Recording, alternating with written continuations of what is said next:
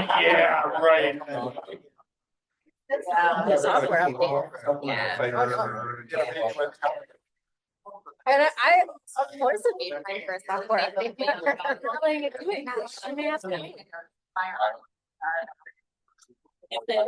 We don't have gaming.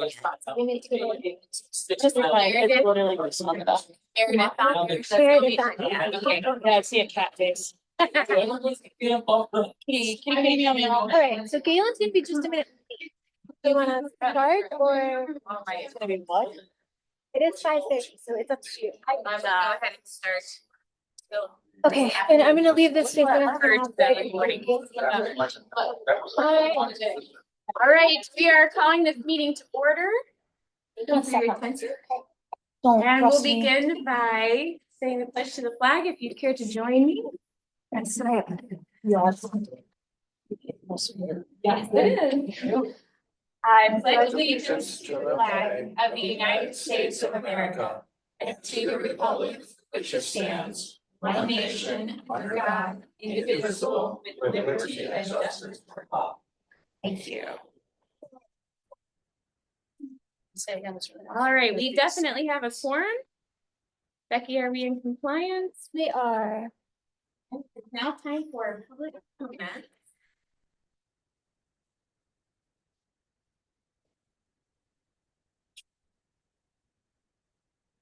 I'm sorry. Whoa. Laugh on it. Oh man. All right, first on the list is Christian Martin.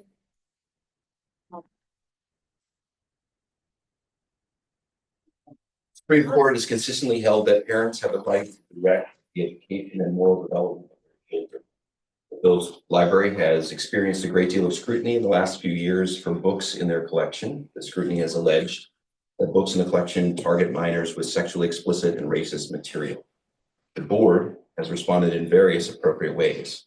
The need for such scrutiny has caused some parents to be concerned that the library is not safe for their children. They've decided to do what parents do, protect their children. Thus, circulation is down and funding has been at risk. I speak as a library user, parent, pastor in the community, and husband of a board member. In these roles, the community talks with me. As a pastor, it's my job. I have a religious, vocational, parental, and in some cases legal obligation to protect children and inform parents. I know that there are parents who are not using the library because they do not feel safe. I know of others who are on the bubble. They tentatively come, but they are fearful, and more concerns may cause them to stop using the library. I do not want this to be the case for the sake of the library, nor for the sake of the children. I suggest that the library board seek for ways to reassure and inform parents about what the library can and cannot do in keeping their children safe.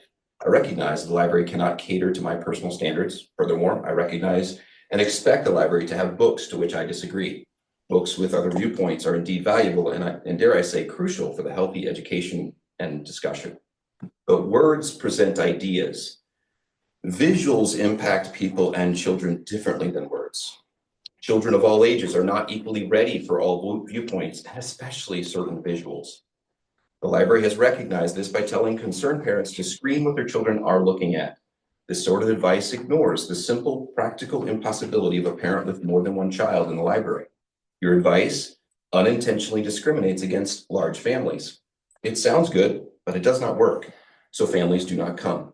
Some parents have expectations of the library which are unrealistic or even unfair to others. They should be informed as to what their child may encounter. Honesty has a way of reassuring people even if they don't like what they hear. Parents should be made aware and not surprised. In the interest of the library's role in the community and its circulation numbers, I encourage the board to implement programs and policies to inform and empower parents to be in control of their children's education and reading. If parents do not perceive the library to be an ally, but instead an enemy, they will protect their children.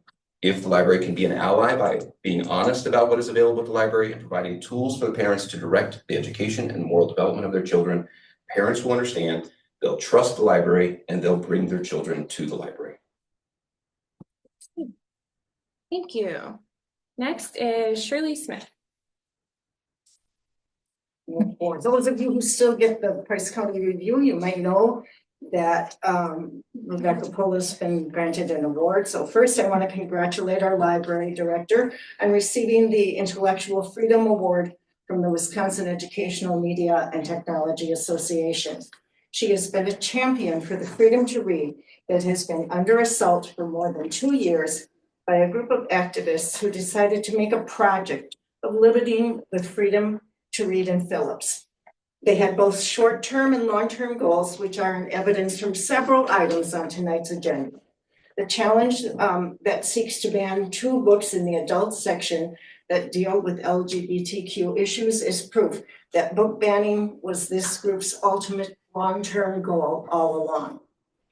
Knowing that book banning is not popular in an America that values freedom, they adopted a strategy of first challenging children's books, saying they wanted to protect their children and seeking various special accommodations, which included special shelving for the books they objected to and stickering. Every time this group has been accommodated, it has only resulted in them pushing harder for further restrictions.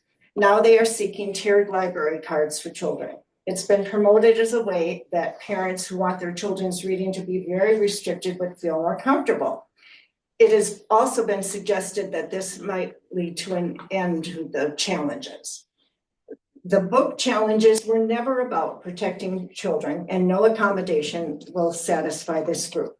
Book banning has always been the goal, and dominating what others, including adults, can read has always been the purpose of this group. Their challenges will never end until the library board has the courage to stand up for the freedom to read. Thank you, Shirley. And Tammy Hastings. I did not address this at the last meeting because I wanted the focus to be on Jenny's wonderful solution, not more attention to the nonsense that went on with Ms. Puel. Tammy Hastings, Park Falls. I'm here to respond to Director Puel's slander and false accusations, where after a recent county board meeting, she falsely accused me of threatening her. I'd like to state a couple of facts for the record. Number one, during a recess in which the county board was deciding on a fiduciary increase, I told Ms. Puel that I was interested in hearing her viewpoint on why she believes material that we find deeply offensive to be something to expose to very young children. She burst out, "I'm queer." Ms. Puel's mission statement, by her own admission, is to spread the LGBTQ agenda, and that's fine, but that's not her job description, nor is it supported through the still lacking circulation numbers. Number 3, regarding the alleged threat. During our conversation, I explained to Ms. Puel that I became aware that she asks illegal questions during the interviews that she was conducting. One of those questions was how the individual would handle book challenges because the last children's librarian left because he was sick of all the book challenges. I explained my desire was to see an agreement made because we have no intention of relenting, and she could decide to leave like Jake. If she views this as a threat, then she is not working for the city or the county. She is instead using her position and pay for her own ultimate purpose. Number 4, Puel twisted information then to Mr. Jake and is ultimately responsible for inciting a defamatory 32-minute video by our former children's librarian where he slandered myself, 4 other people, 2 on this board. 5, when I'm in the courthouse, just so you're all aware, I wear a recording device at all times. I'm recording everything on my watch. Everything that you said was recorded. I have also screenshots of Puel harassing and accusing one of her employees during that county board meeting of informing Tammy Hastings. Puel messaged this employee that she may have just cost them the increase. Puel was lying. She knew that that was not the case. This employee was not responsible for informing me. Harassing employees and trying to dictate what someone does on their personal device is also illegal. 7, I was able to share all this evidence, videos, audio, and 2 years worth of screenshots with the Christian Law Association, a group that advocates for situations such as this, and they're extremely willing to represent it. Lastly, if Puel continues to engage in behavior that will ultimately result in a lawsuit, I am committed financially and with my time to see that through. Thank you. Thank you, Tammy. The last one on my list is Jenny Strobel. Trashing Tammy Hastings at last month's meeting was completely inappropriate. It shouldn't even have been allowed. She wasn't even there to defend herself. Your little pity party sounded an awful like the crap Jake put online. Did you put him up to that? Just because you were mad at Tammy, you manufactured accusations against her.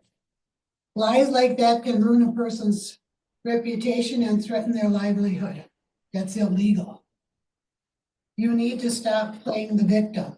That's the second time at a meeting I've heard you play the martyr to garner sympathy from your base.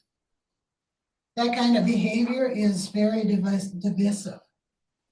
If you can't stand up to any semblance of criticism on your own, there's something very wrong. I'm sure that you are the one who started assigning the label of book banners to stop free speech of people who want children protected from graphic sexual content. You will be lucky if you and Jake don't get sued for defamation of character. The kind of behavior has no place in a public meeting or on YouTube. And if there are any manufactured rumors spread about me because of this, I'll know where they started. All right, thank you, Jenny. Was there anyone online who wanted to make a comment? Anyone online want to make a comment? We have Galen and Meredith online. Yes. Oh, We're not missing anyone then, but we're all accounted for, just so Galen has a head count, and staff present is just Becky and Jody. and Evelyn is online. Evelyn is online. Okay, thank you. Perfect. All Thank right. you, guys. Yep, thanks, Galen. Number 5, there were no questions written down last meeting, so we're done with that. Number 6, communication and correspondence. You should have all received all of the correspondence via email. Was there anything else, Becky, that I'm not aware? No. Okay. So moving on to number 7, page 5 is the beginning of minutes from the October meeting.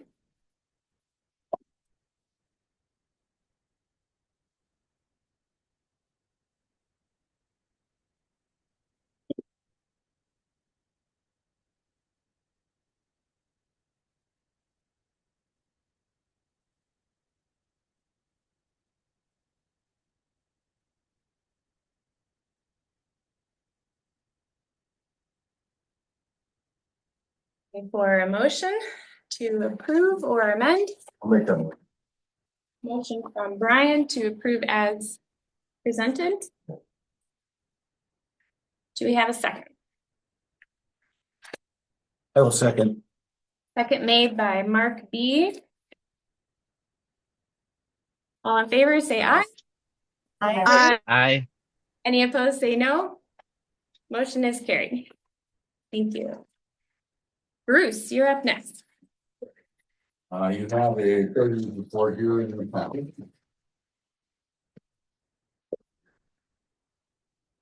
Page 25. Yeah, Yes. it's numbered funny. I'm sorry. In any event, page 25, that's basically the old. And nothing dramatic has changed. We're going to do additional dollars. Nothing dramatic since this through the end of October. Our CD that we did have for $60,000 came due on November 9th. And we did make $2,245.02 over the course of the last 9 months.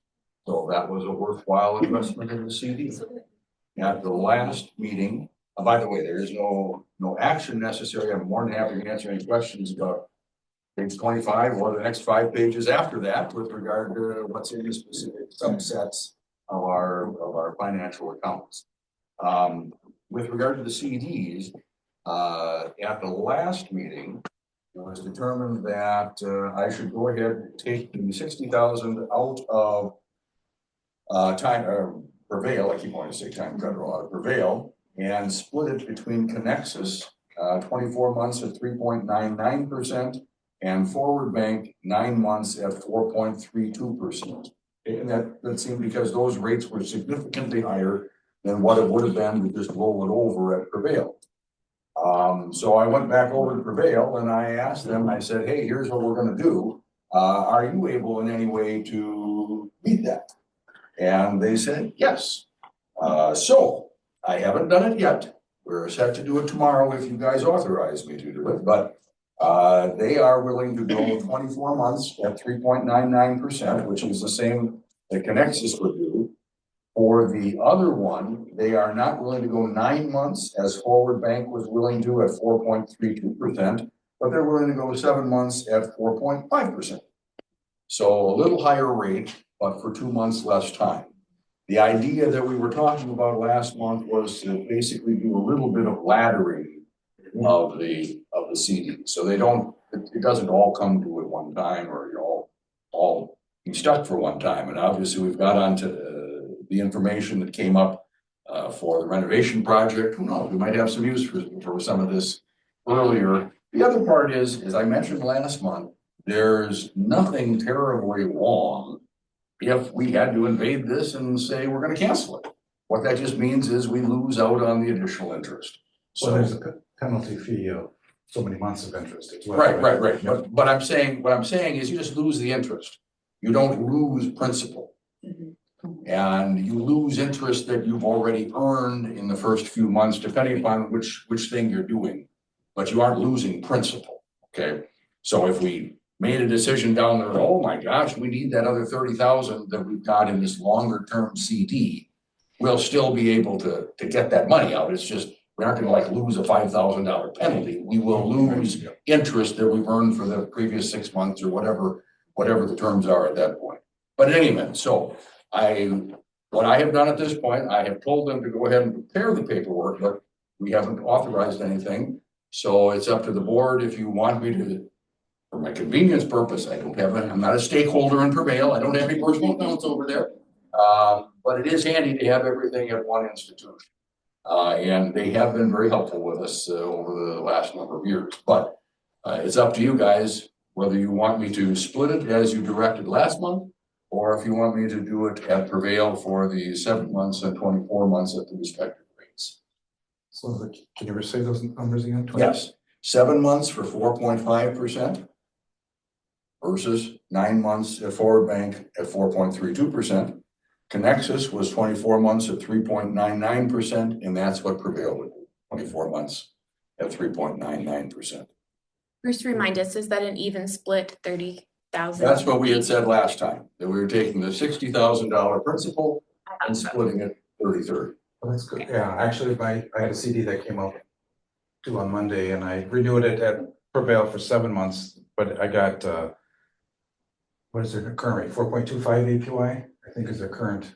Oh, well, then we're gonna go a little bit higher. So this is better than what I got on Monday. Direct negotiation. Yeah. See, that's, I'm not good. So- I don't have this much money. So I'm open to direction from you guys. So pretty much, as it stands, Bruce would need to withdraw from Prevail and invest it otherwise, as our previous vote indicated, unless someone would like to introduce a new motion and second that, and we could vote to leave it at Prevail if that is preferred.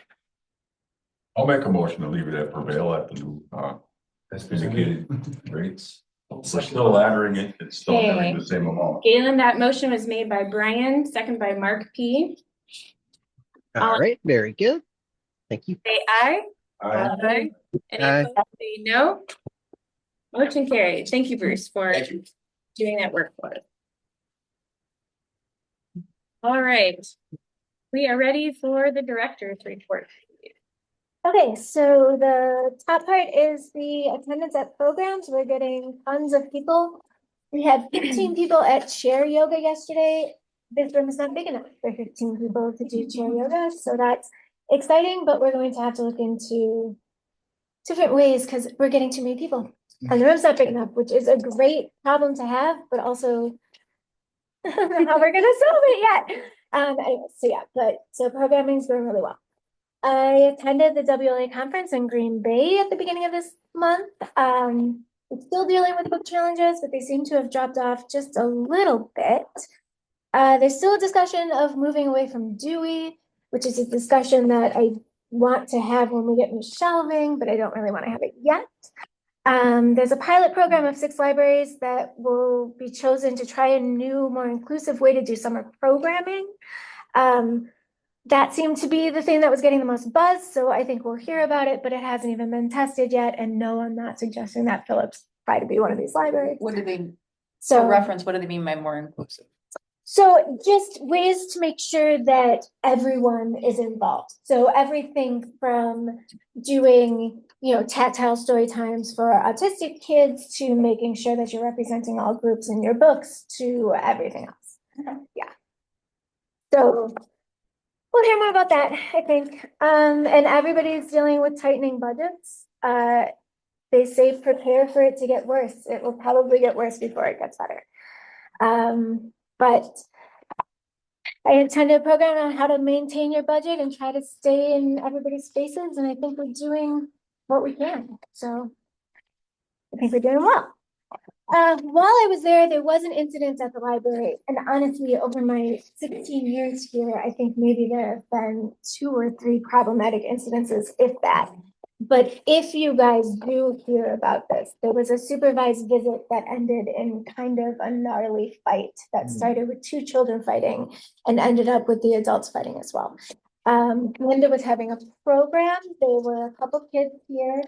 We have talked to them. We have talked to their parents. We know them. They're the kids that come to all the programs. They've been to programs since. I think everybody's okay. There were a couple patrons in the library, and we talked to them.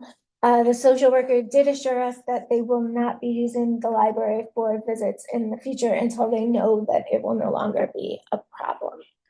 But just so you know, there was, like I said, an incident. It don't happen very often, but sometimes it does. All right. It's really dark out front. The city was here today. They could not fix the lights out front. So I had asked, Mark was in my office yesterday, and I had asked him to maybe poke at one of the local electricians, and he said that he would. So hopefully, I've been trying to get someone in here to look at the inside lights anyways, but hopefully someone will come and look at the inside and outside lights, because the city has told me that they are not willing to do anything else until I get an electrician in the building to look at everything. I know it's dark. Please be careful walking out front. It's very dark. You'd mentioned in the meantime, we purchased on Amazon very inexpensive, self-contained LED solar powered motion lights that either stick right on the outside of the building, or you can drill a spot for them to hang, and they are very effective, surprisingly bright, and would help people not get hurt in the meantime while you're working on that. Just as an alternative. Yeah, we should look into that. Okay. Oh, Mrs. Drickard's class is going to do Christmas cookies, and I have the time. So it is Wednesday, December 11th, and it's at 2:00. So we're not asking you guys to eat sugar at 9:00 in the morning. I already have one wonderful volunteer. Mark volunteered to come again. Mark. But anybody else that's willing to come, I did open it up to the city council as well. I thought it'd be really fun if the mayor could come. I have no idea what his work schedule is, but I thought if these kids could meet the mayor, that would be great. But yeah, so if you want to come and judge Christmas cookies with Mark and have a great time on the 11th, please let me know. All right. Any questions for Becky? And moving on, staff meeting minutes are on page 41. So we met 2 days ago, so I apologize if these are so late, but yeah. Any questions? I think everything's on there. Can I have a follow-up on the back one? On On the electrician situation? Oh, sure. Is that something then, since the city's not covering it, that will be coming out of our funds? It's our budget. Okay, I'm It's just usually our thinking budget. that's next step through. Thank you. Yes. Yeah. Okay.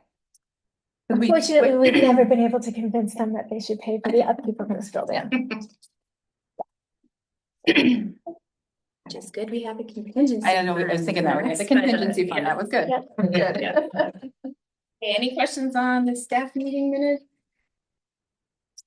We did. And circulation report. Looks like our numbers were up a little. Yeah, so we bounced up a little bit again.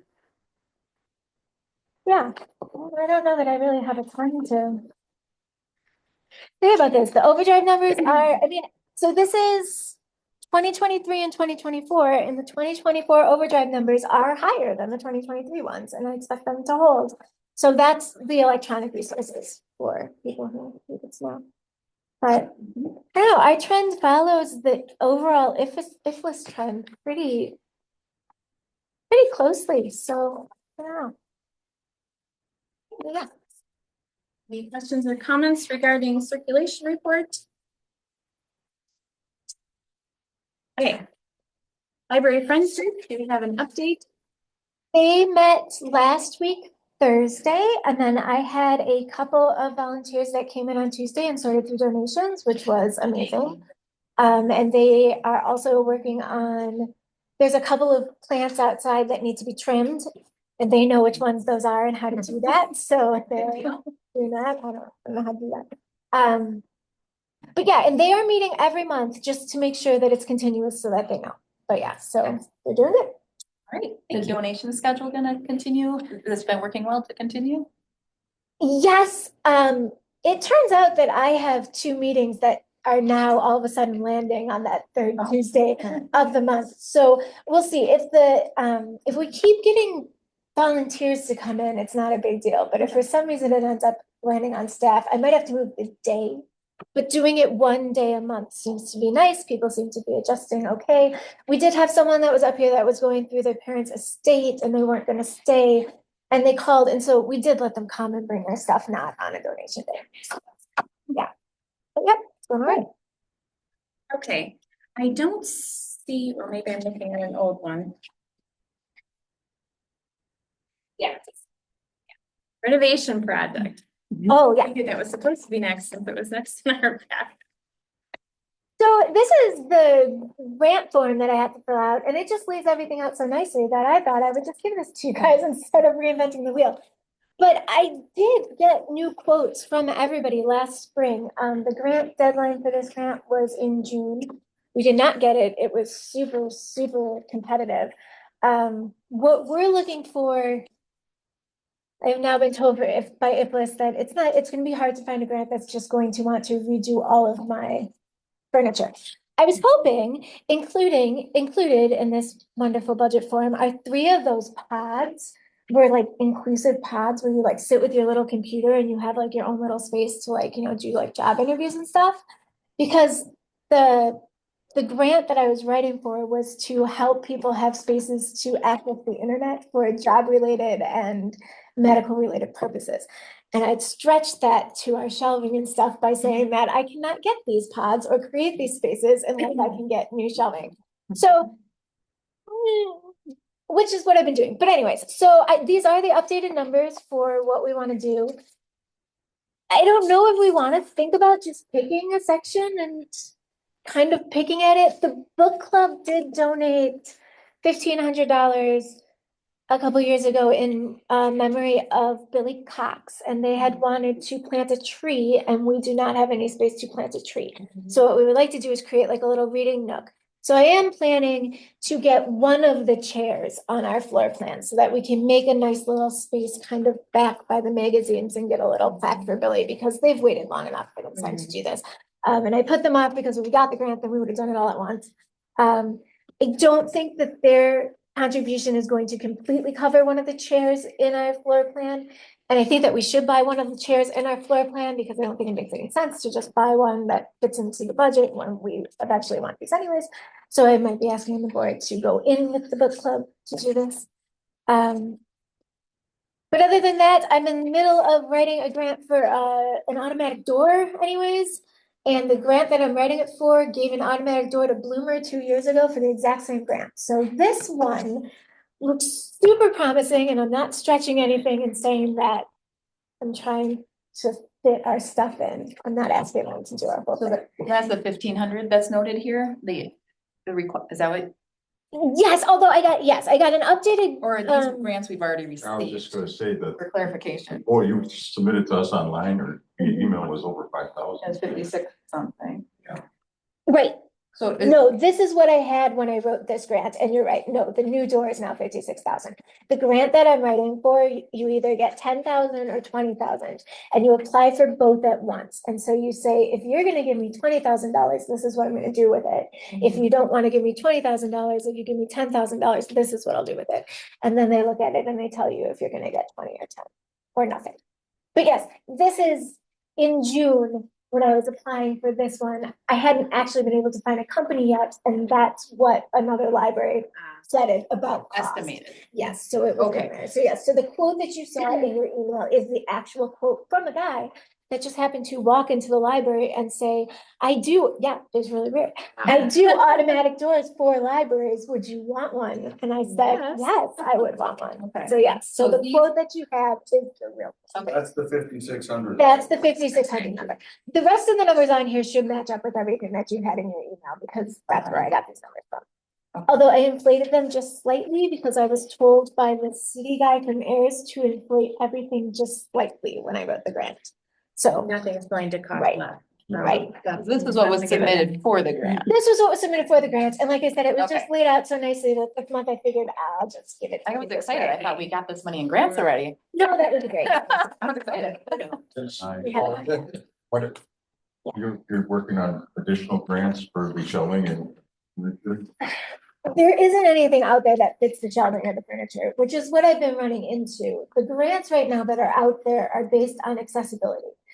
And I've tried really hard to say that our new shelving would help accessibility. And it would lighten the library, and it would make it so all of the shelves are reachable and the bottom shelf will be slanted. But I'm up against libraries that are still in old Carnegie buildings that have 3 floors and don't have an elevator. Sure. And so it really has been frustrating. And IFLIS finally told me, you're just gonna have to do a capital project. And I said, okay. After the first of the year, you can talk to me more about that. It's basically what I told them. It's very expensive. I will say though, I believe the door is a huge priority. So if that grant falls through, please bring it back to the board, because I would want us to fund that a different way if we can't get that grant. Okay. Mhm. I will do that. It was significant. I have to admit, the 5,600 was less than I was putting in my mind. Maybe it's more than others thought, but it seemed in line, I thought. But making it safe and. Don't say that out loud, I know. Into the building. Right. Like, Seems like. I know what I paid for mine, so. okay, any other questions regarding renovation projects, ideas, costs? Okay. On to old business. The idea of offering some kind of tiered library cards. The materials from last month are here in your packet on pages 51 through 55. Keep in mind that this is just one version of how this concept could be put into place. All of the details are up for discussion and adjustment, however we as a board decide that it could or would work best for us. We did have some input from various people that Becky reached out to over the last month, and those are available in your packet as well. I do want to say one thing as far as I'm not going to try to speak against everything those opinions offered. Unless you have specific questions for me, I do have ideas and thoughts about a lot of those. But one thing I will say is that libraries that have put similar concepts into place did indeed see a lot calmer atmosphere. Most of them put these ideas into place because of book challenges and confusion and chaos in their communities over library uses and similar situations. And I asked specifically, is it working? Did it help? And the answer was yes.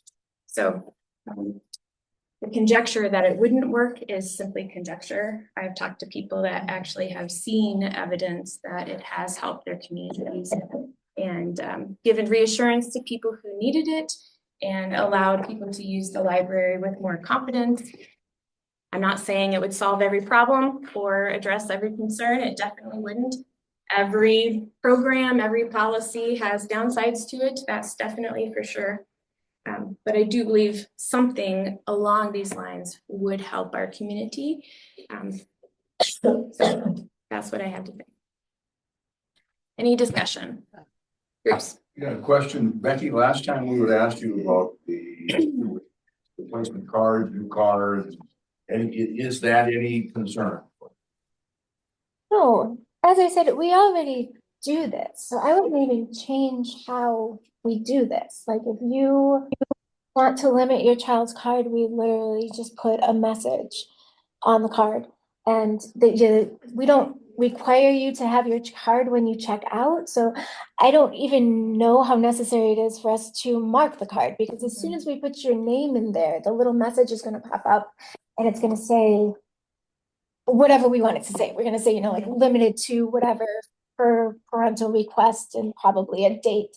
And I would probably say that for our purpose, and you guys probably don't even care about this, but I would probably put the child's birthday in the record so that staff could easily see how old they are, because I would assume at some point, I mean, at least at 18, this message would no longer be feasible.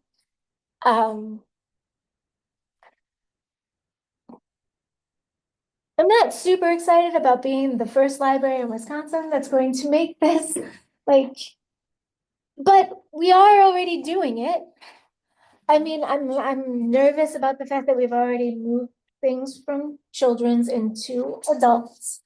I mean, I guess I kind of just want to reiterate that, you know, it's not me or the library staff that's choosing where these books are said to be appropriate. You know, we're buying them from Baker and Taylor for the kids section. I mean, the budget's divided that way. Like I'm not, but I mean, I talked to staff. We're not seeing a whole bunch of kids checking out parent adult material anyways. If it's gonna make adults feel better that they technically can't, fine. I mean, we all know that we can't stop them from looking at stuff in the library. That's not something that the staff can do. I would assume that this can't, I mean, if someone from Phillips goes up to Park Falls and uses their card and the message comes up, I have no way to tell Park Falls to follow it. For all I know, they might follow it. You know what I mean? Like so that was, I guess I'm not opposed to doing it. I just have concerns about how and the particulars. And I'm very concerned about, I mean, nobody's reading. Like 54% of this country isn't reading above a 6th grade level. And that's a concern to me. So I'm worried about limiting kids what they might read, but I understand that as a parent you can do that. But I'm worried about, you know, the 14-year-old who's been told that they can't read the YA books and the junior books aren't going to appeal to them. And then we've lost a teenager. So like I'd like to see, I guess what I'd actually like to see is just the option for if your child is 16 years or younger, they're not allowed to check out adults. That seems to. Wait, every kid? No. If you're like, no, an option for parents. Okay. And that's not to say that you can't restrict your kids more, but like I'm thinking like, we put this on your when you sign up for a card for your child, it would be on your library card application. That's what I'm thinking. It would be like a checkbox or something that says, my child, I'm limiting to whatnot. And I guess that is the option that I would like to see on their card. Now, does that mean that if you come to me and you say that your kid can't check out DVDs, I'm not going to put that on their card? No, of course not. We used to do that. It was usually DVDs when we had fines because people didn't want their kids to check out 5 movies and then rack up $40 in overdue. So that's where this was usually implemented. I I want everybody to know what's in this building. I don't think I've tried to hide what's in this building by any means. I mean, I think, It sounds like you're kind of doing it already. yeah, Not, you know, a letter, but I'd like to see us put something together, to make a statement to the community that, you know, we hear you right. and we want to, you know, do something to make a statement, I guess is to repeat myself, but, Well, we have to be very clear when we make that statement, because my biggest concern is actually that you will limit your child's card. And in doing so, you will have a sense that it is safe, right? And you're limiting it, and you can limit it based on collection. But you cannot limit it further than collection. So if you say that your child can't check out YA and adult material, that's fine, but there are still children's materials that you might not like.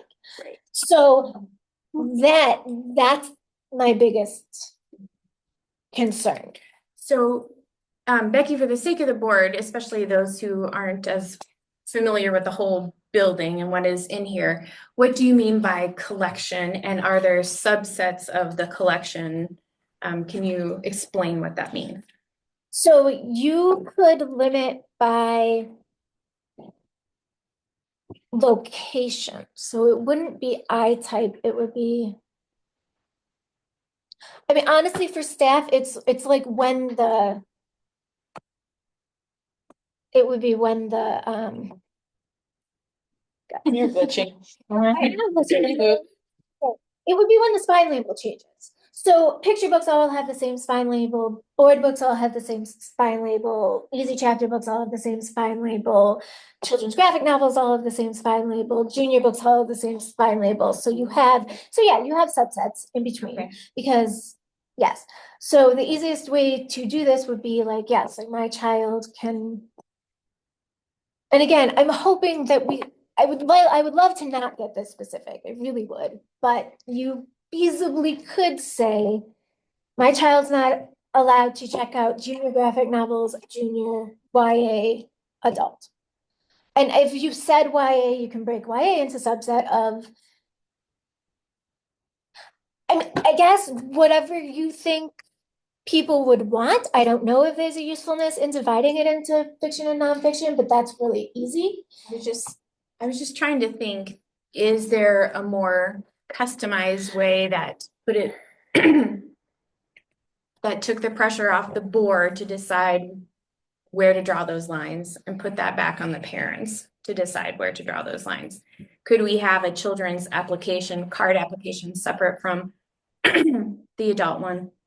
And the parent could either check collections that they don't want their child to have, or check the collections they do want their child to have access to. I'm not sure which would be easier, but that would that would kind of customize per child if the parent wanted, or they could just say all access or whatever. I mean, but That's an option. We can do whatever we want.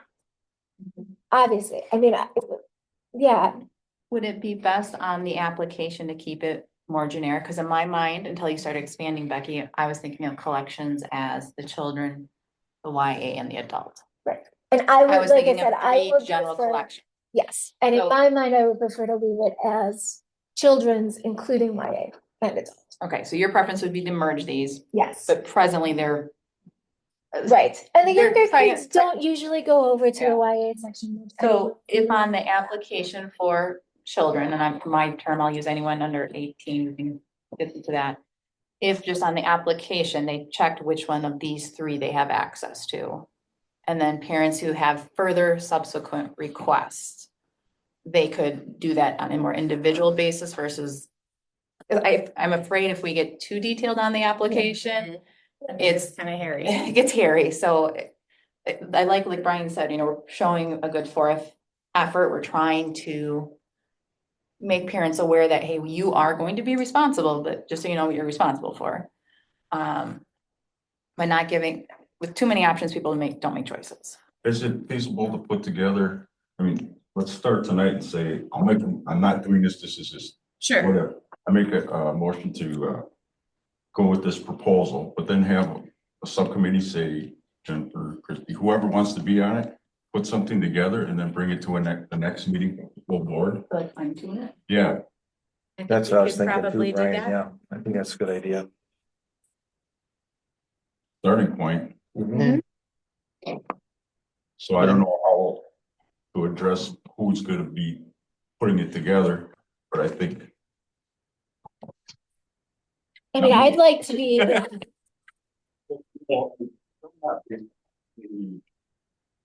A user, where you are. I mean, I'd like to be involved, but Absolutely. Okay. I think that would be the most. well, I mean, but okay, but that would be nice. I'd be happy to serve on a subcommittee if you're interested in that. Anyone else interested? I'd be interested. I'll turn that. Galen has his people. I am Okay. exceptional with books. I could.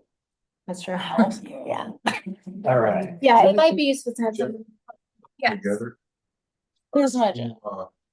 Is interested and then maybe be in charge of setting a meeting time or something. I don't know how you want to do it, but I'll make a motion. This is a real motion now that we start with this proposal. Huh? Can I interrupt you? Yeah, sure. I'm gonna interrupt. May I interrupt you?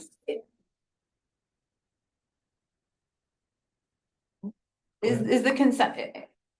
Maybe before I shouldn't have interrupted you, Brian. I'm on board with what you're thinking, but I guess I wouldn't mind hearing other ideas first because just to take into consideration Okay. No, that if makes there was sense. other concern. Maybe if someone else had something else that was a concern or thought we should Sure. address just before we go that route. Not opposed to it, but just. Bruce. I just wanted to make the comment that I think it's an excellent idea. I think it makes sense to fine tune it, whatever. I'm not concerned that nobody else in Wisconsin has done this. It doesn't bother me at all. I know. And I'm not concerned that somebody said that, oh my gosh, this could have problems. But we have problems right now. And their whole reason for proposing this isn't to try to be banning books or in some fashion, well, we're gonna control this and we're gonna mind meld the children or something. It is basically to try to empower the parents that are concerned, both for those particular parents' concerns and for like-minded parents. And by getting that message out, we're not removing any books based on this. This is a different issue from book challenges and whatever. And I guess just in reading through the materials that were submitted to you, Becky, I'm all on board with Bryce's brief opinion. Right. And the reason why I'm on board is the most basic part of this. Every parent can just say, no, your kid's not gonna have a card. Well, if we can say, no, your kid's not gonna have a card, then what we're talking about with this, whether it's a 2-tiered, 3-tiered, 5-tiered, 27-tiered system, that's less restrictive than saying no. And so with that in mind, I see the issues, by the way, for whatever it's worth, the issue raised by DPI and the lady from there who was trying to cite the case in Texas, totally different situation. Inapplicable to our situation almost completely because that was a city council trying to control something and prevent parents from allowing children from seeing different things. It was the government making that statement and based on 300 people in a whole city of Wichita Falls coming forward and saying, we petition that the library director immediately remove these books from a children's collection. Nothing on par with what we're talking about here. So whatever it's worth, I just want to say I'm in support of this whole general idea, and I don't believe we're gonna run into a constitutional issue. I'm not a constitutional law expert, but just reading through these things, applying the common sense of if a parent can say no, this is less restrictive than that. So. Was that your closing argument, Attorney Marshall? Yeah. I would just say for one thing, I don't know if this has I think with this policy, one thing that we can be doing and should be doing here is whatever services the library was already offering in this regard, I do think they need to be made formalized and written down and explicit and obvious for parents if there is a service that we're offering, such as not allowing kids to check out things from various sections already, but that's kind of a like secret menu deal. That does not seem like how public institutions should be run. And so whatever it is that we're doing already, if we're already doing this, I say it's better to get it into writing and make everybody aware of it. It would be my one thing, but I would also add on that earlier it had been mentioned maybe we could have a brief form and then parents could ask for additional restrictions. I get a little queasy around that because that starts to feel like we're getting into we don't even necessarily know what we're going to be approving in this instance then if they can come up with all sorts of different conditions. And I think some of these might be burdensome for the library staff to stay on top of. But yeah, that is my one thing with this is as long as the library is doing something anyway, we should have it in writing for everybody to see and be aware of in an equal way. Okay, thank you, Galen. All right, any other comments, ideas, questions, concerns? I'll make a motion. Brian, I'm not trying to tell you what to do. Just She would like to guide you. No, a suggestion might be that you just make a motion to set up a subcommittee rather than adopting it out of hand. Well, Wait for the that's- I subcommittee was to come gonna- back. So actually, I would- ad hoc committees are appointed by the president, who's by the board. Okay, so. All right. I'd like to- Thank you. Keep this on. All right, I hereby suggest we meet together. Baseline, not as. Not as Stone, law. and then Okay, bringing it back to the full board for tweaking. thank you. So our ad hoc committee for library card proposal would be Galen, Christy, myself, Brittany, and we're including Becky Pull in this committee. And I'm looking for board approval. If I'm on, do I still get to vote? Absolutely. Vote for myself, just saying. I'll make a motion to approve the president's appointed committee. For a second. How do you want to do it? Second. You can make the motion, I'll second, and the vice versa. All right, I'm going to take Jeff's motion to approve. And Brian's second.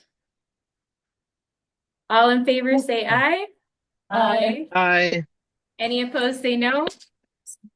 Motion is carried. I will be in touch. You're in charge of the cookies.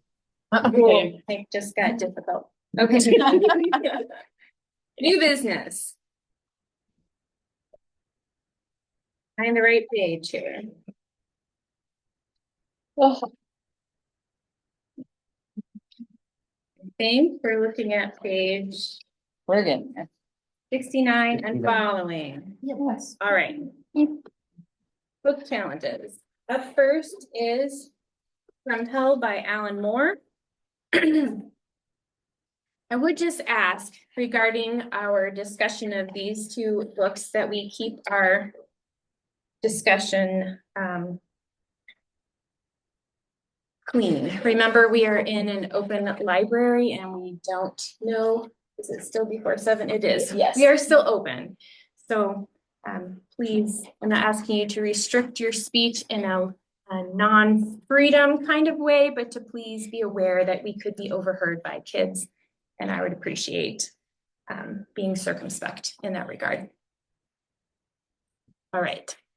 So Becky, would you like to say anything on behalf of this material? They're both in the adult section. I understand that we are dealing with children looking at adult material, but I will repeat that the amount of times that children usually go to the adult section is negligible. It does say in our collection development policy that we are not going to curate the adult section based on whether or not children might see those books.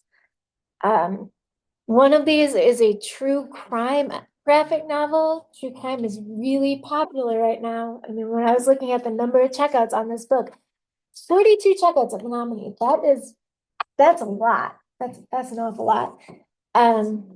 You know, the other one is a nonfiction book that gives insight into a person who maybe does not live the same way as you. I don't think there's much in that book that is inappropriate for adults. I mean, surely the pictures in the true crime book are more graphic than the pictures in the other book.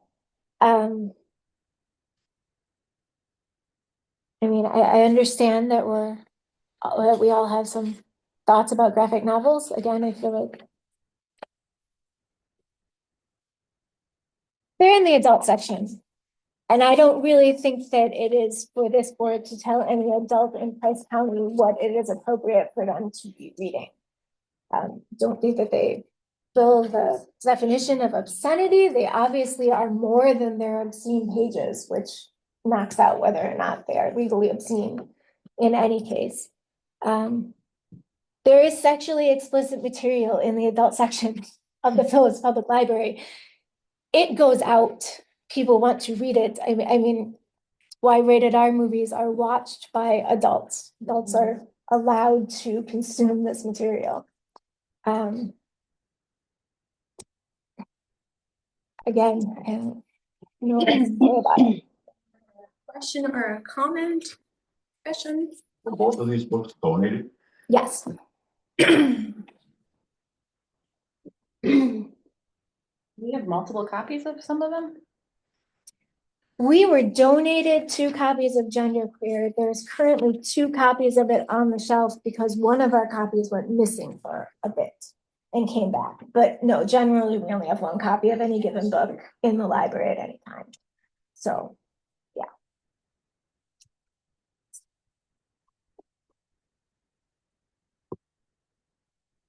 Was a comment made in in one of the materials, I think this was actually in relationship to the 3-tiered stuff. There was 3-tiered card stuff, but there was a point made about that only courts can determine what is obscenity. That's wrong. Right here, this board is required to make that determination, whether everybody agrees or disagrees. If something is challenged, and if it is challenged based on obscenity, if we say it is, or we say it isn't, we're making a determination. I'm not saying we're necessarily right, but I'm saying we are making a determination. So to somehow paint this picture that, well, only the court could possibly address this issue, that's not true. The other comment I want to make, and I don't, it's very tough for me to make these comments with regard to these 2 books. The adult graphic novel, I have all sorts of reasons I would call it graphic. The fact that there's a demand for it, there's a demand for all kinds of Korean stuff on the internet too. Doesn't mean I want to see it in the library, but my whole point isn't whether this is the perfect book or the worst book.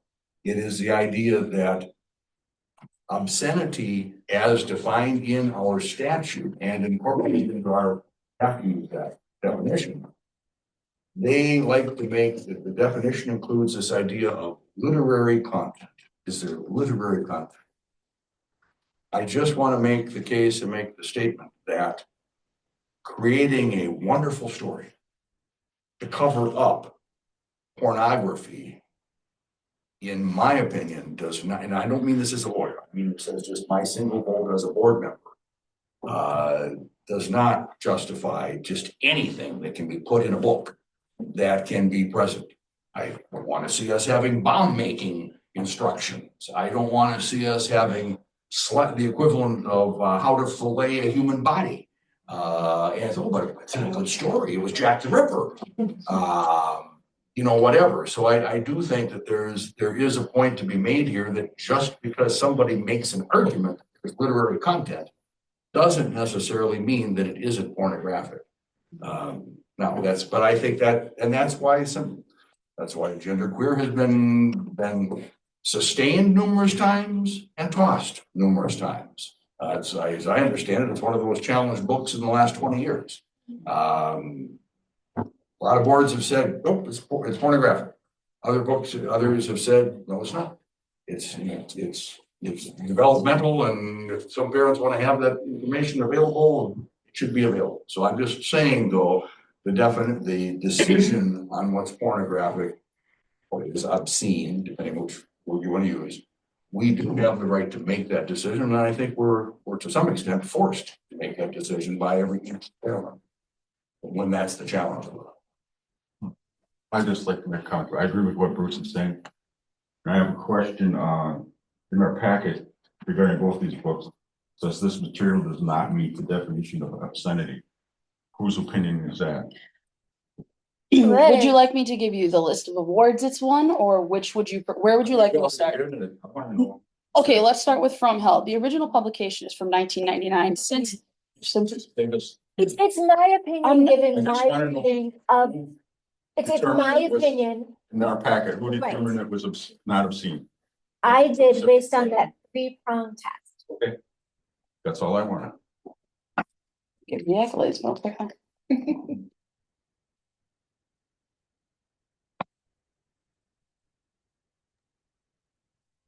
You want to make some comments, Brittany? I mean, now I'm gonna make you sit through.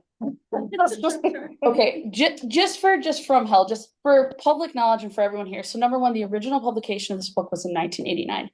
I don't know if the majority of you understand what it takes to get your book reprinted, but that means that you have to sell a lot of copies, okay? It means that the publisher, in order to invest more money, has to see that as valuable. It has been reprinted in 1999, 2000, 2001, 2004, and 2006. Okay, that's 5 additional publication runs. It maintains a 4.2 out of 5 star rating on Goodreads from approximately 41,000 ratings, and it maintains a 4.5 on Amazon for the hardcover edition. It is also available via Hoopla, which is a library digital app source, okay, and on Kindle Unlimited. It was warranted to be such material that it was obviously made into a movie with the famous Johnny Depp. I mean, everybody knows him, right? It was adapted in there from that specific graphic novel. The movie at that time grossed $7.6 million worldwide and was offered a director's edition when it was released.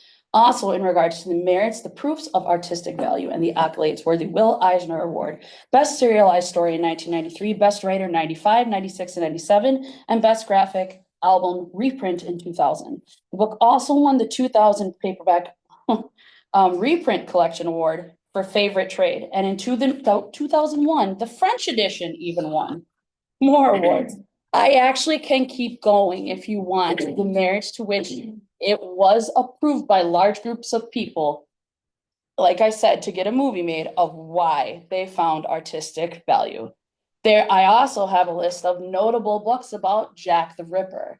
I can also tell you the current New York Times bestsellers that are about true crime. I can give you if you watch Netflix, I can give you the top movies and the TV shows for the past 2 months. Because just so you know, I've had this prepared for 2 months, but I got put off. Okay. So literally, yes, thank you. Monsters, the Lyle and Eric Menendez story was number 4. 10, I Am a Killer. Number 4 in Hulu, the Menendez brothers. People, unfortunately, I did a report on this, just so you know, an essay in school, maybe Mr. Peterson, I don't know. People have a fascination with revulsion. No, they have a fascination with revulsion, and that is why true crime and thrillers is the number 5th genre, like well sold. The number 1 is romance. The girlies like the smut, say what you will. Okay, but it is the number 1 is romance. And number 5 is true crime. So whether we can sit here and try and say that it's obscene, but you know what? A mountain of people have suggested otherwise. I'm done now. Thank you so much. I appreciate you all. I really do. I truly. I just want to interject with one quick thought that I had in the middle of this. The idea of whether or not the board can judge obscenity, yes, to a certain extent, that's exactly what we have to do every time we get presented with a book challenge.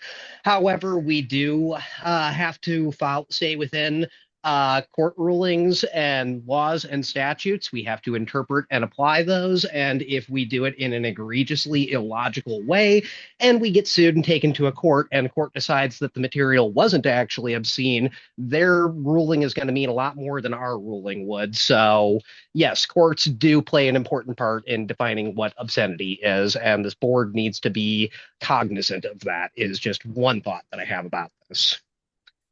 But that's all I have for now. Well, being the city Yes, representative, yes. I do not want to see our city getting sued. And I don't want to see our city having a reputation for banning books. It's pretty simple. If you don't like the book, don't take it out. It's as simple as that. I'm sorry. We're talking about adult books.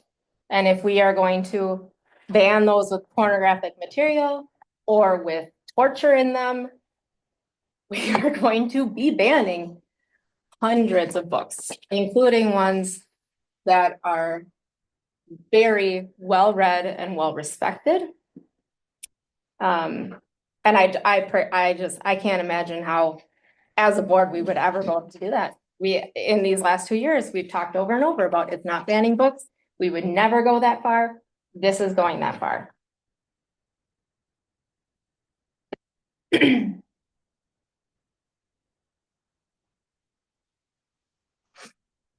So there are a lot of books in our library that do have sexually explicit material. That's very clear. And individuals have the right whether they choose to pick it or not. The challenge, though, is the presence of obscene material. And that's the grounds we have to evaluate it on. And as Bruce alluded, as presented, that is our responsibility. So it has fantastic artwork. I will agree with that. Very good illustration. In fact, too good. It leaves nothing to the imagination. And if we were to challenge it and review it on the obscene material challenge, the presence of pictures presenting that sexually explicit material has a different impact than words. If a picture is worth 1,000 words, there's a lot of words. And I don't want to be the first, I don't want to be on the board when the first book that gets banned on the library, but I have to admit this, in my mind, crosses the line. For me. Yes. For me. And that's what I'm being asked to judge is for me. And so for me, this does cross the line. And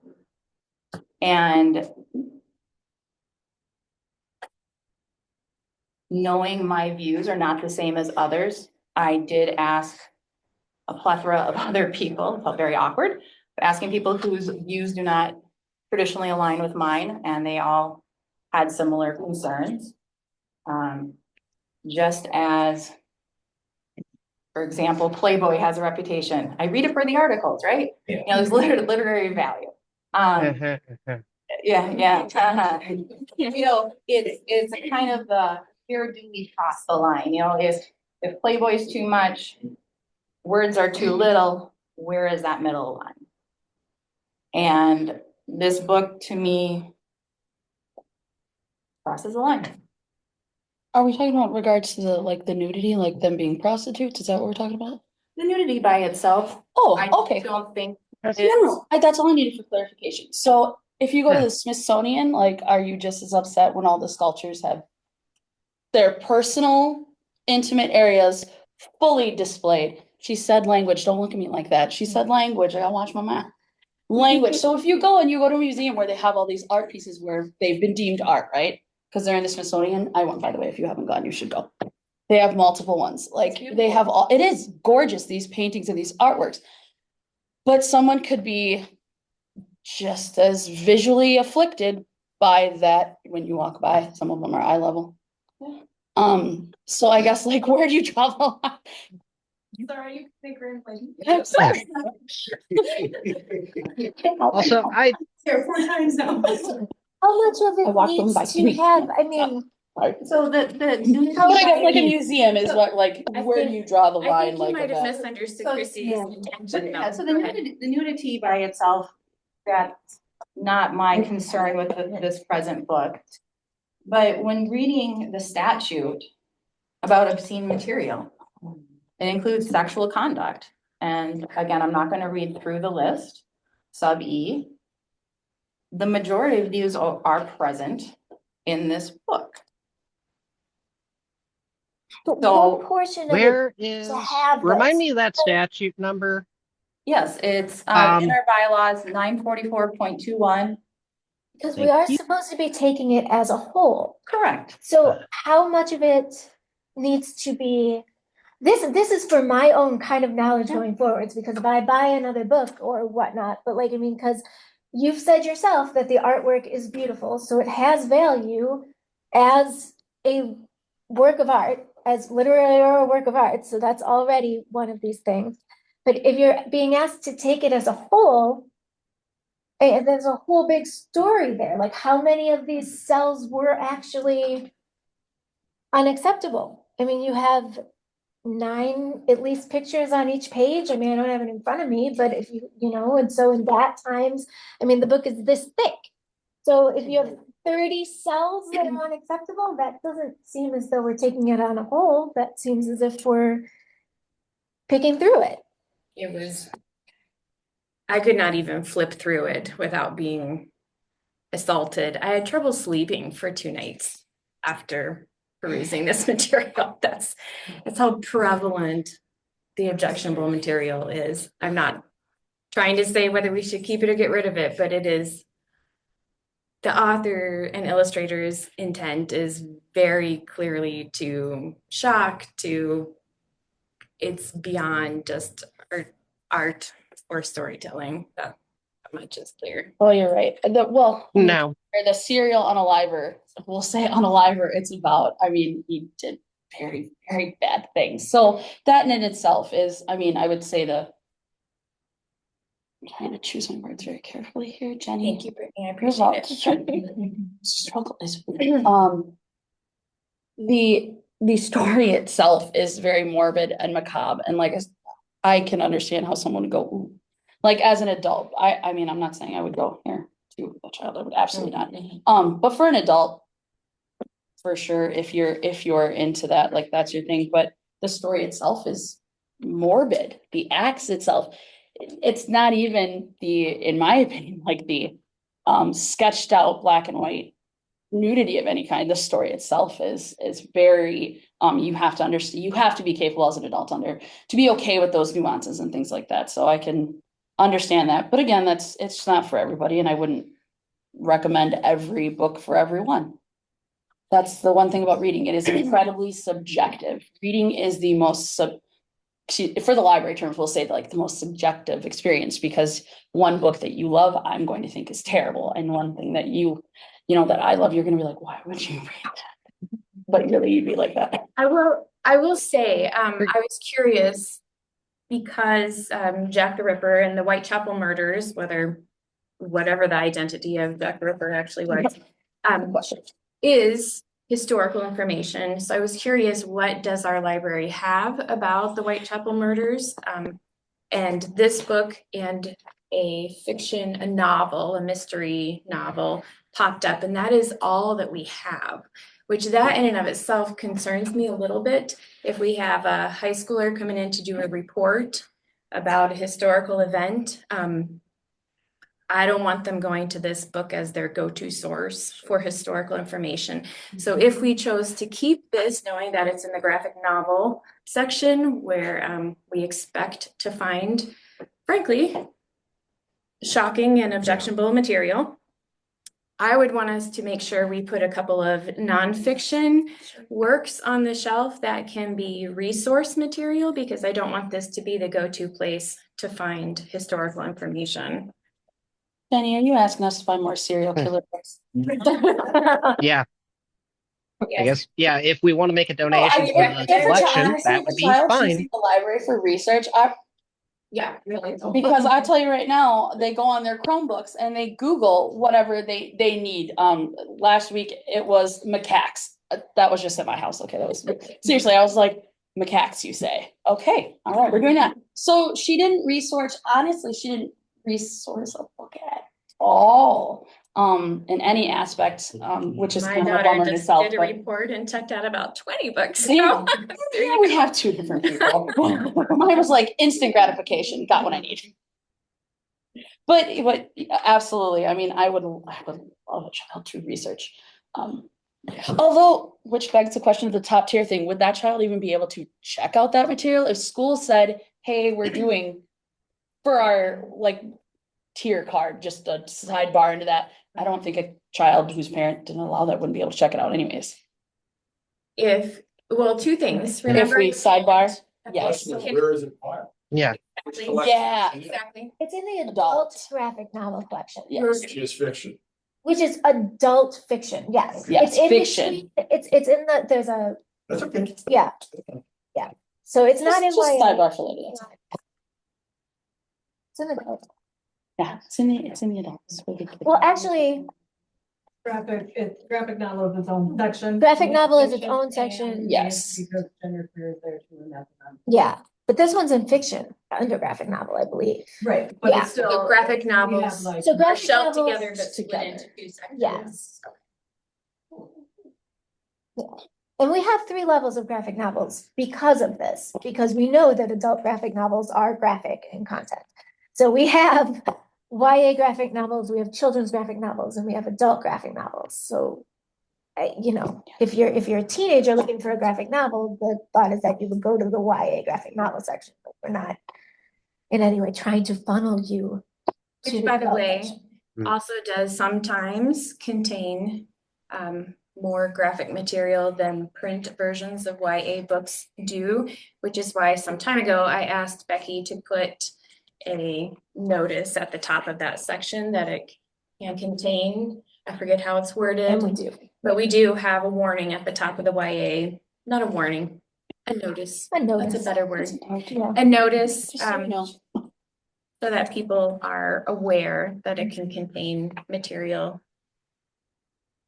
That perhaps you would that find is in more a graphic objectionable. than they might expect.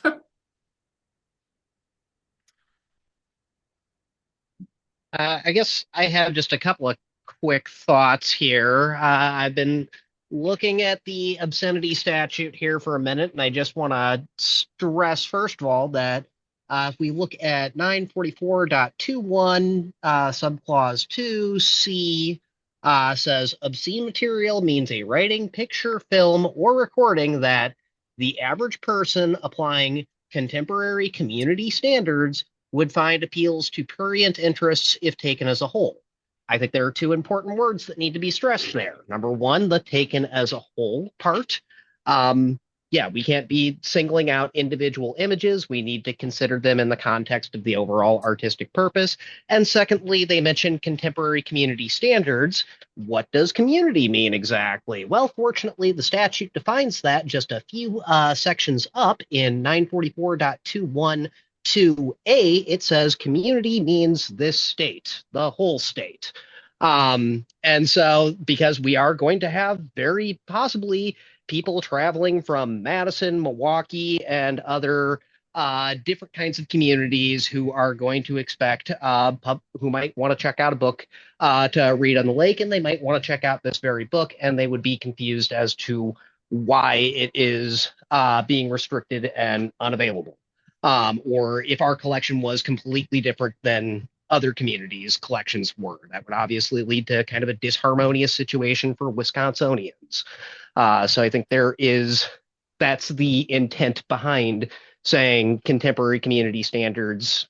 Yes, Phillips plays an important part in it, but it's not just Phillips. It is the surrounding area that we need to consider with this.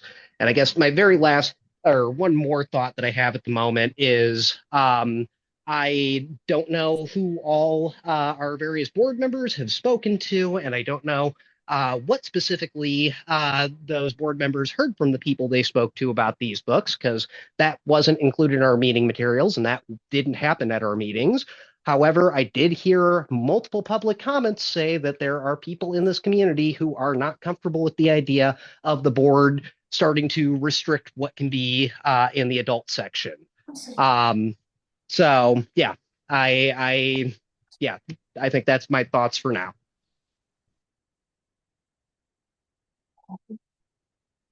Has this book been banned by any other library in the state of Wisconsin?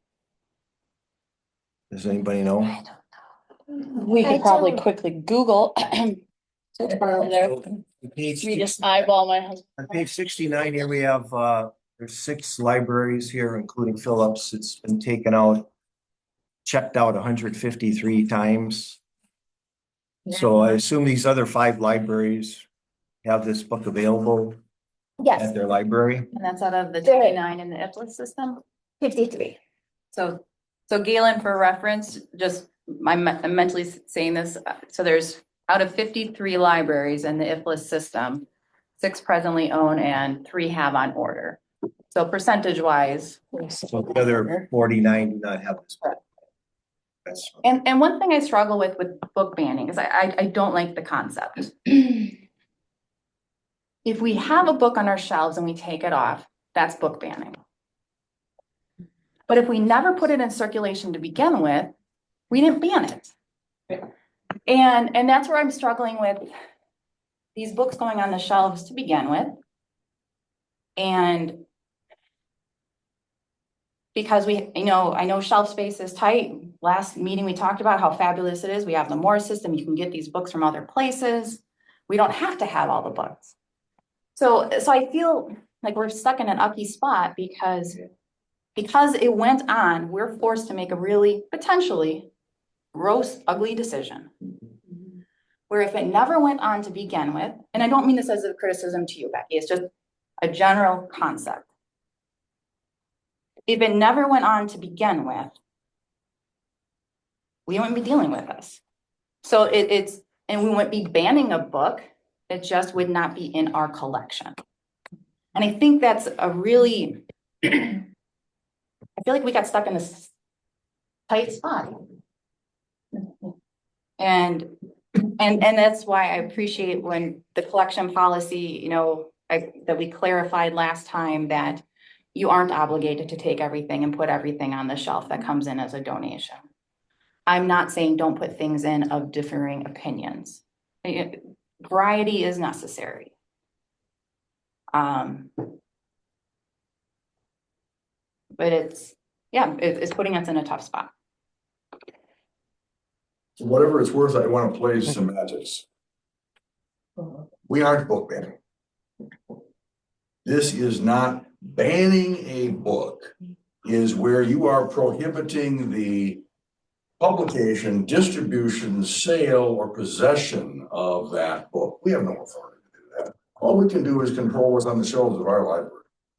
And only doing that when it's challenged, when it's presented to us. Obviously, this isn't a routine role, even though it's popped up an awful lot in the last 2 years, but I guess I just want to play semantics for a second and say, when people talk about book banning, and be argumentative with you, Christie, but we are talking about what we are willing to have or want to have or don't want to have on the shelves of our library. We aren't saying that anybody can't have this book. We aren't saying it can't be for sale in the store. If somebody wants to stand out on the sidewalk and hand it out for free, okay, that's fine. We aren't saying they can't do that. What we are saying is we either do or don't want it on the shelf of this library. So whatever it's worth, I just, that phrase book banning, it kind of rubs me wrong. Thank you for correcting. I do appreciate it. Perfect. So I will offer an alternative word gloriously thanks to Wikipedia. It's called book censorship. So book censorship is the act of an authority taking measures to suppress ideas and information within a book. Censorship is the regulation of free speech and other forms of entrenched authority. Censorship typically. I'm sorry. I actually we can talk later. I'm sorry. Thank Apologize. Doesn't Thank work. you. Still won't work. It's fine. Actually, this has been a great conversation. I'm going to make a motion. What do we, it is in the adult section, right? It is housed in the adult section. The adult section. I would like to make a motion I guess. that yes, Galen? Sorry, I just had one last thought, and this is almost too small ball to be worth sharing, but I'll just try to say it No, it's quickly. fine. There was one remark that Jenny made a long time ago now in this conversation where she said that this book disturbed her and made it difficult for her to sleep. And I just want to say, I very much appreciate that. And actually, I kind of love that about you, Jenny, because this is a book that should be disturbing. It should make it difficult for you to sleep because real terrible awful things happen to real people, and that should disturb all of us. And I appreciate that you do have an intense emotional reaction to this. I think that emotional reaction is why I believe this is an important book to keep around and on our shelves. But I understand where you're coming from the opposite perspective, and I just want to say I think being disturbed by this book is a sign of decency. So that's all. Thank you. Jenny, you're a decent person. We are you, but seal of approval. Your stamp, your seal of approval. All right. Thank you, Gail. I can make a first motion. Do we know Jenny is a decent? Yes. Okay. Yes. I know. No, it wasn't. I think we just. Go ahead. No. Rich. Okay. All right. Enough of my nonsense. Since they are both with our wonderful new thing going to in conjunction with the tiered thing that we're going to try working out, I would like to make a motion that the books remain in the adult section. Are we doing this together? We should do it one at a time, correct? I was going to lump them together, actually. If it fails, then we're gonna start back at the round table again. So that we keep them in the adult section. That's my motion. That's it. Let's keep both of them for the purposes of. Yes, for the purpose of the audience and everybody here, that we just keep collectively, anyways, no more to the motion. To keep them in the adult section as they are. Second that motion. How was that? Second by Mark Peterson. All right. All right. All those in favor? Okay. I think this possibly should be. I think this should be a roll call vote, just to make sure we get everything. Certainly, I can do that. All right, Would you like to call off names, Galen? Is that easier, or shall I just go around the room? I would call off names if that's all right, and I'll go in alphabetical order by last name because that's how it was on the library website page that I copied the attendance list from. That's just fine. Okay, so Galen is going to vote in favor. Mark Bruskevich, Yes. Brian Ernst, No. Jeff Fall, No. Meredith Heckman, No. Jenny Merkel, Come back to me, Galen. that was You just that would was a like you no. to skip come back. She would like to come back to her, please. Let her okay, marinate I for another understand. moment. I understand. Sorry about that. that's Bruce okay. Marshall, No. Mark Peterson, Yes. Christy Spear, No. Becky Steinbach, Yes. and Brittany Weisrock. Yes, last. Right. That is 1, 2. And Jenny's. Jen, he knows he's. Oh, I'm sorry. I'm sorry. Oh, waiting. Oh yeah, sorry. I guess I should before I She do wanted it. to- she wanted Yeah. to- I'm sorry.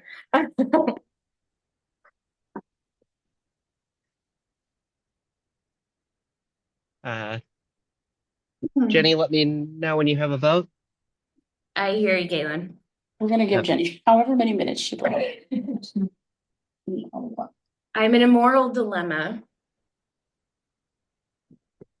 Everything in my value system says this book does not belong taking up space in our library. And that it crosses the line of what is moral and right and good.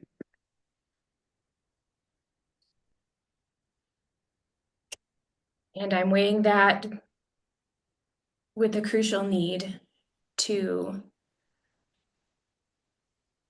not restrict other adults from accessing materials that they choose.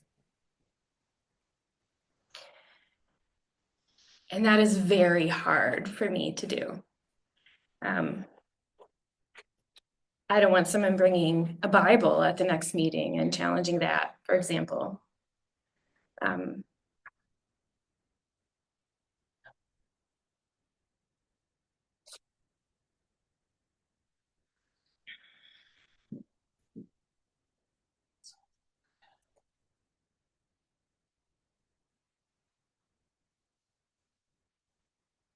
Here's what I don't want to happen, Becky. I don't want to vote to keep it and then have you purposely choose to purchase more books like it. I don't want to vote to get rid of it and have the issue about one book rather than about a pattern of what we choose to purchase and spend taxpayer money on and put on the shelf. Because I'm more concerned about the big picture than about one single book. I want the space in our library to be filled with the best possible option. And I know we didn't use money on this. It was a donation. I get that.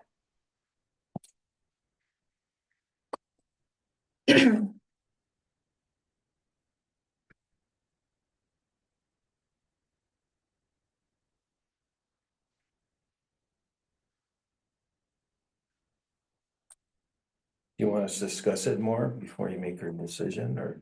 Would you like to abstain? Or take a recess? Where's your gavel? You can recess. I think, Galen, I think I'm going to abstain from this vote. I will let it stand as it is. Okay. It doesn't pass, but we haven't had a motion to remove it. So Correct. we there's- don't have the negative motion. Well, there can be more motions to bifurcate. There can be motions to keep, to get rid of. Right, So so right now- this is the At first this moment, motion. if this motion fails, which it has, Right. Yeah. It has, yeah. Right. it's both books are still on the shelf. Okay. Yes. Nothing has been removed and it's subject to further motions. If any. Can I ask, because something Jenny said, I've been thinking about this and it kind of came more to the front. When these books were donated, was that when our collection policy said they should go on the shelf? Donations should go on the shelf kind of thing? No, It this, is not. the, genderqueer, yes. Okay. From Hell actually came in a multi-box donation. Mhm. Jake went through it. It was in pristine shape. It was an award winner and it got put on the shelf. I mean, and I think the fact that I don't have a million of these books sitting on our shelves right now is testament to the fact that I'm not seeking them out. It was donated. Again, I probably should have looked at it closer, to be honest. I'm not trying to put books on the shelves that you guys are just automatically going to hate. Like, that's not the purpose. Feel better. Mhm. Yeah. Also, I'm a little confused now. If it's in pristine shape, it's won awards and it's owned by other libraries. But with the donation policy, it says unless it is presented to you, it automatically goes in the sale pile. We Well, have a long no. history of Yeah. culling through the donations and picking out anything that would be of interest to put on the shelf. We have a And we number of kept items. that in the new donation policy, Yes. so I'm still supposed to be doing that. The Mhm. funds that look through the donations pull anything that's less than 5 years old and like new. So, yeah. So like when I donated a box of books, none of them questionable. I had several special editions. Was this you, Brittany? I'm not, I say I'm not a graphic novel person. They bore me and they're not for me. So, yeah. But yeah, special edition, she kept them for the shelf because they're very pretty to look at too, and they eye appeal for people, or they go in the book sale and you can grab an extra $1 maybe if at the first day anyways, in the bag. I guess Becky, I would say this in front of all the board now, these two books being questions here, they are award-winning books and all, I understand. I personally would never read one of them at all. Yeah. And I think in the future, maybe if you could bounce some of these, because you know which books kind of trigger people. You know, you're the professional here. And maybe bounce them off the board in the future, so we don't run into these situations where you get these challenges as much. Because really, it's not worth the while. Again, you know, I'm the city representative, and in my personal opinion, this looks bad for the city to be having these kind of conversations and things like that. And what I'm trying to do here is help the city retain and attract young families and everything. And these types of conversations, I know you have to have them, but it really doesn't help that much as far as the future of Phillips.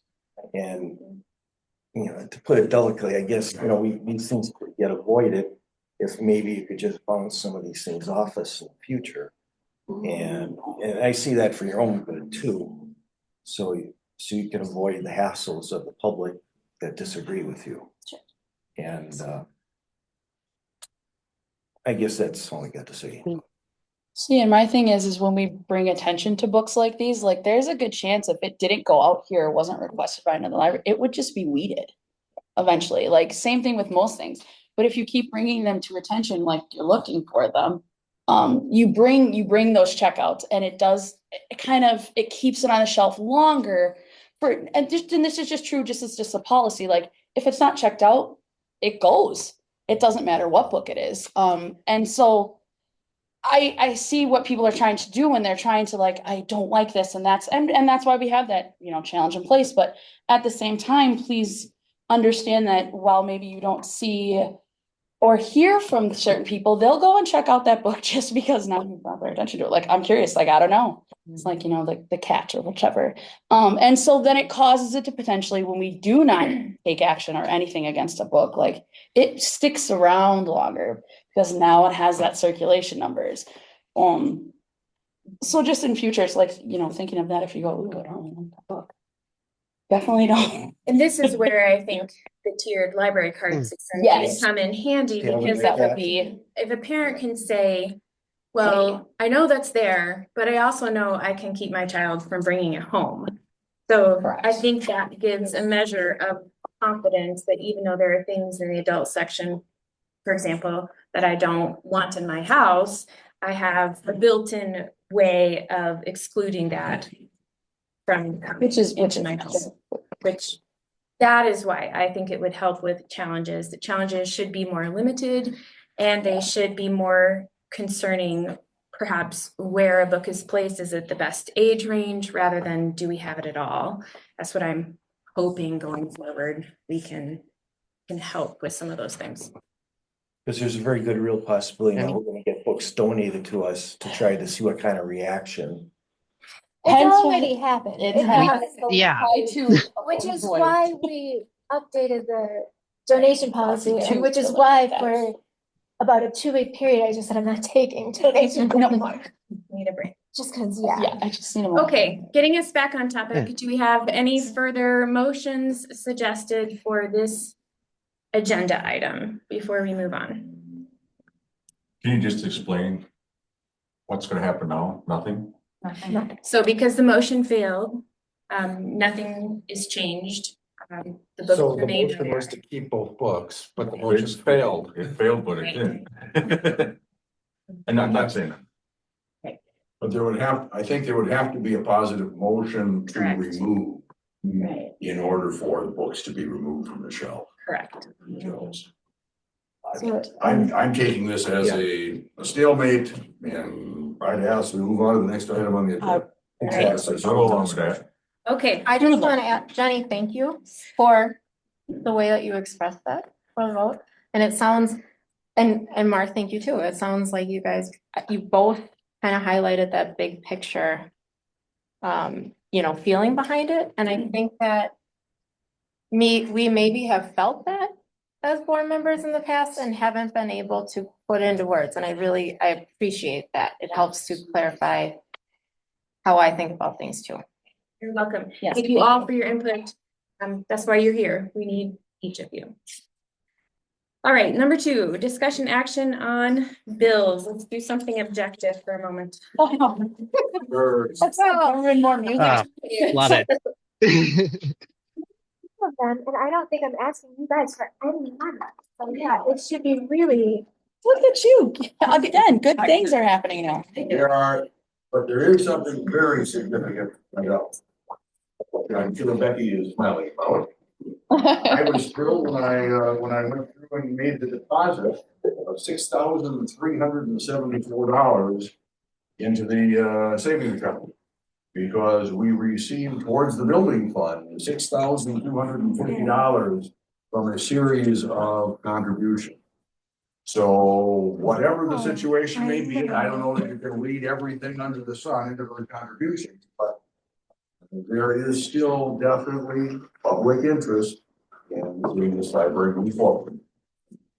So with that in mind, I just want to point that out. That's not every month that we got that much money to toss in, especially earmarked for building fund.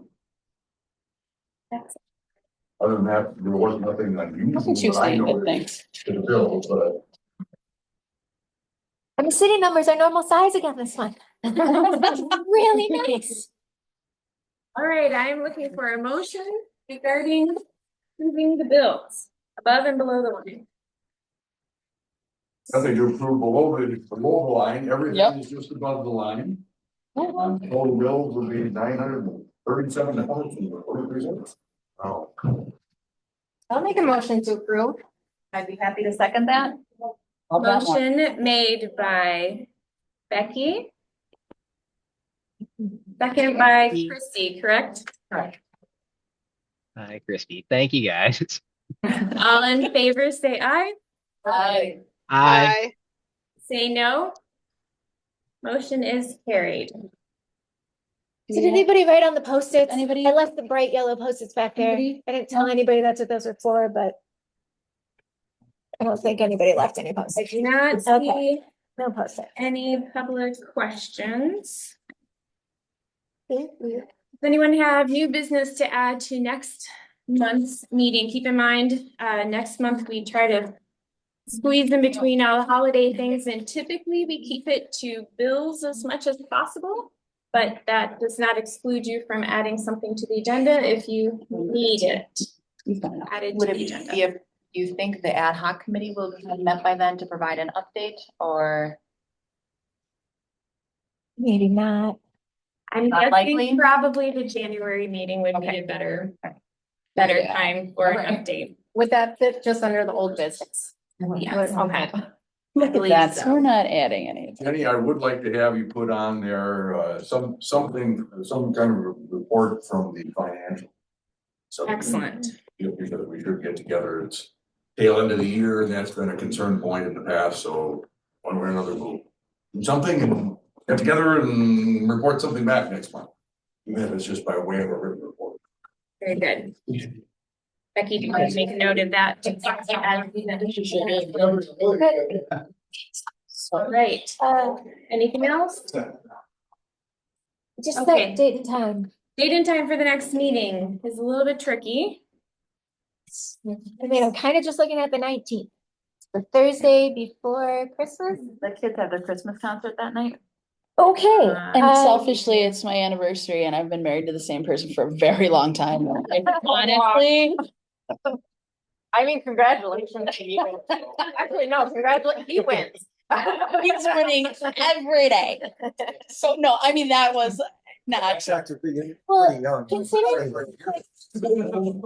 I know everybody says that, but Brian and I have actually been together for 20 years and we will be married 13. So we've been together longer than the majority of people my age. Never liked somebody that long. That's amazing. I said I love Marissa. Sorry to Yes, no. interrupt No. your happy party, which I am all for marriage. Where you need a date. I cannot do the 17th. I have two other meetings on the 17th. So that week, knowing that we're just gonna do the financial committee, which will hopefully just tell me that I'm not gonna go over budget and bills. Monday or Wednesday that week, guys. And then, cause I'm off after that, so we wanna do it in You're off on the December. 19th, that No. Thursday? No, I'm off starting the 23rd. So I'm Did you thinking. do that Thursday, the 19th? With the kids. Yes, it's a kids concert, yes, and then I made the joke, So I'm sorry. thinking do Monday or Wednesday. I know it's not the usual, and if we do it Wednesday, we might actually have to do it in City Hall now that I'm thinking about it, but I don't think anybody cares about where we do it. But That'll be Wednesday, the 18th. 18th. is that, Normally, that I cannot okay? do a Wednesday. I know, but you if we only keep it need- short- You only need for board yeah, approvals. I don't think I could be here, but Putting I me in assume- charge. Chrissy, Yep. can you handle it? so we'll do Was there anything wrong with the Monday or Tuesday? I can't do the Tuesday, Oh, you can't. but I can do the Monday, I said Monday or Wednesday, either one of those, I just can't do the Tuesday, I have Okay. two other meetings. I don't think I could make the 18th, no matter when we made the, Fine. I just lost. Could you make my- the 16th? There, the 16th, I don't remember what's going on, but it's probably fine. If not, Anyone we'll have have Chris, preferences? it'll be okay. President. It's gonna be the shortest. Can I see a show of hands who prefers Monday, the 16th? I can do Versus either Monday or Wednesday, the 18th? I can do either. Wednesday works slightly Monday's better, but I could do either. What? Caitlin says Wednesday is better, but you Wednesday's can do better. better. I can woman up. It sounds like Would you give me Wednesday the- has more preference than Monday. Okay, So what we'll is that, do the Wednesday. 18th? The 18th. But pay attention to your agenda and I'll put it in every email I send you, but it might not be here. I'll have to check the library calendar. It might be in City Oh, Hall. cause Wacky Wednesday? Yeah, Oh, yeah, don't interrupt that. I mean, by 5:30, everything's usually done, but this room gets booked so fast that if I'm moving from a Thursday, I just can't.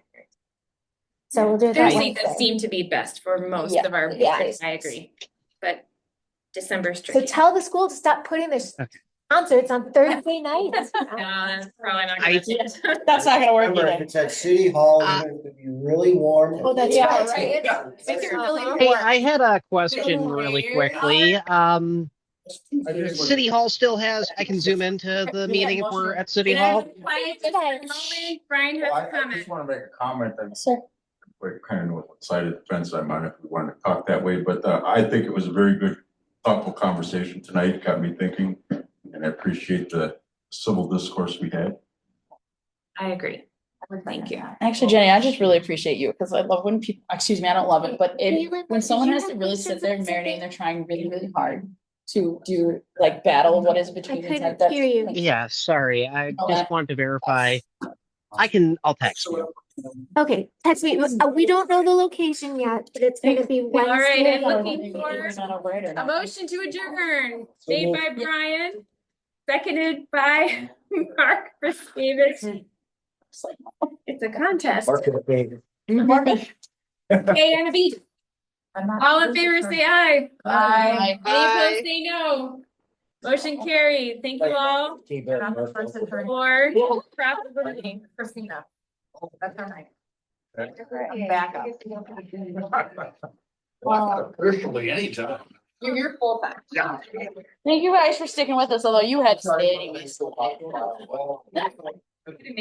you could have. Oh, okay, never mind, you didn't, all right. I was giving you more credit, I was sticking it out till the end.